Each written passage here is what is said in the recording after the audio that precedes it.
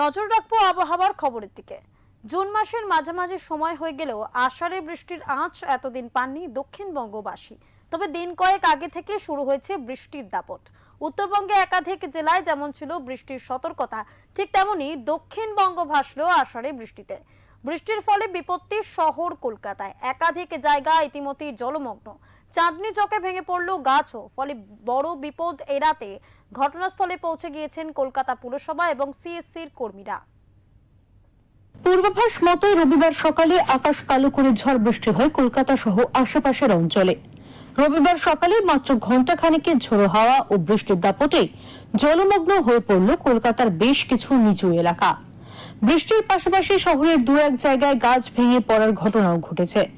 এই বৃষ্টির জেরে বিপত্তি ঘটেছে চাঁদনি চক এলাকায়।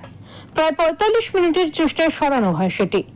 সেখানে রাস্তার উপর একটি বিশালাকার গাছ উপড়ে পড়ায় সেন্ট্রাল এভিনিউগামী সমস্ত রকম যান চলাচল সাময়িকভাবে স্তব্ধ হয়ে গিয়েছিল। একই সঙ্গে ভেঙে পড়া গাছটি একটি সচল বিদ্যুতের তারের উপর গিয়ে পড়ায় আরও সমস্যা দেখা দেয়। ফলে বিপদ এড়াতে ঘটনাস্থলে পৌঁছে যান কলকাতা পুরসভা এবং সিইএসসির কর্মীরা। গাছটি কেটে রাস্তা সচল করার পাশাপাশি বিদ্যুতের লাইনের সুরক্ষার বিষয়টি খতিয়ে দেখা হয়। অন্যদিকে টানা বৃষ্টির জেরে পাটুলি, যাদবপুর কসবা, শিয়ালদহের মতো বেশ কিছু এলাকা জলমগ্ন হয়ে পড়ে। এমনকি জল ঢুকে গিয়েছিল আরজিকর মেডিকেল কলেজের ভেতরেও। তবে তার মধ্যে অনেক জায়গাতেই জল নামতে শুরু করেছে।